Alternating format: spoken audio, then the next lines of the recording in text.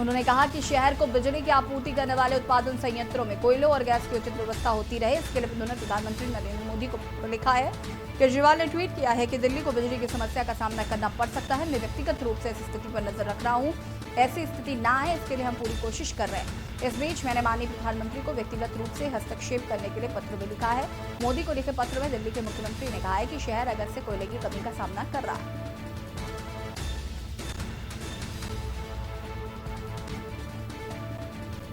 बिजली आपूर्ति करने वाले प्रमुख केंद्रीय उत्पादन संयंत्र भी प्रभावित है। रुकावट आने से बिजली की सप्लाई में दिक्कत आएगी,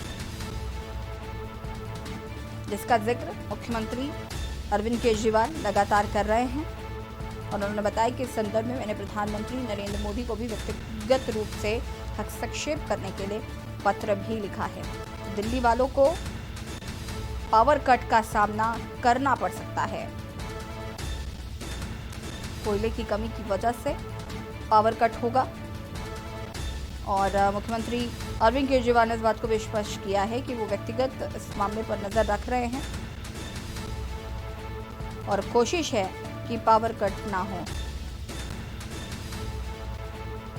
और इसी खबर पर हमारे साथ रेजिडेंट एडिटर अमित दुबे जी जुड़ चुके हैं। अमित दुबे जी, आपसे जानना चाहेंगे, दिल्ली में पावर कट की संभावनाएं हो सकती हैं, जिसकी बात खुद अरविंद केजरीवाल ने प्रेस कॉन्फ्रेंस के दरमियान कही है। क्या कुछ इसको लेकर कहना है, क्या कुछ अभी तक अपडेट्स है इसको लेकर?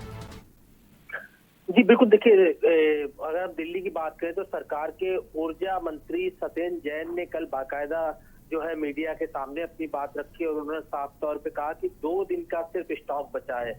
यानी जिस कोयले से बिजली का उत्पादन होता है उसका स्टॉक सिर्फ 2 दिन का है और अगर 2 दिन के अंदर कोयला मुहैया नहीं कराया जाता तो दिल्ली को भी ब्लैकआउट का सामना करना पड़ सकता है और साथ ही कई इलाकों की बिजली गुल हो सकती है। इसके लिए बाकायदा केंद्र सरकार को पत्र भी लिखा गया है कि जल्द से जल्द कोयला मुहैया कराया जाए।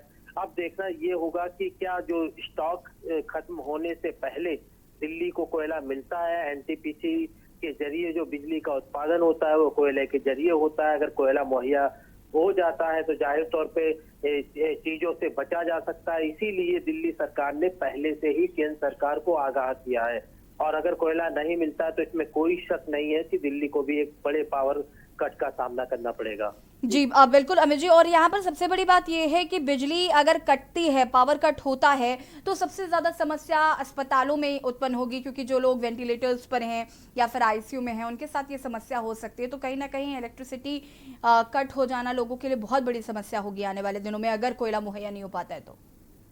देखिए, सबसे बड़ी चीज न सिर्फ हॉस्पिटल बल्कि दिल्ली जो है वो देश की राजधानी है। वीवीआईपी, तमाम गेस्ट हाउस, तमाम होटल्स या इनके साथ हम तब बात करें मॉल से लेके बड़ी बड़ी बिल्डिंगें हैं जहां पे बिना बिजली के रहना मुश्किल है और ऐसे में बिना बिजली के सारा काम जो है वो ठप हो सकता है।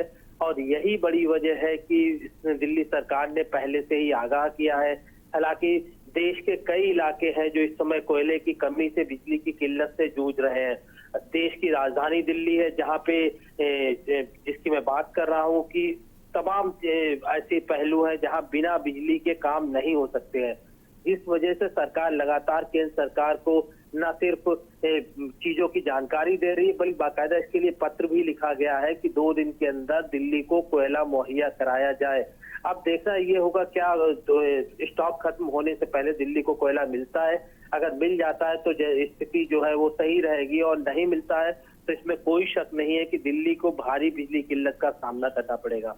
जी अमित जी, बहुत बहुत शुक्रिया आपका तमाम जानकारी के लिए। बिजली कटौती का सामना करना पड़ सकता है देश की राजधानी दिल्ली को, और अरविंद केजरीवाल ने भी प्रेस कॉन्फ्रेंस कर इस बात की जानकारी दी। साथ ही साथ ये भी कहा कि मैंने व्यक्तिगत रूप से प्रधानमंत्री के हस्तक्षेप के लिए पत्र लिखा है और अगर 2 दिन के अंदर कोयला पूर्ति नहीं होती है तो लोगों को समस्याओं का सामना करना पड़ेगा।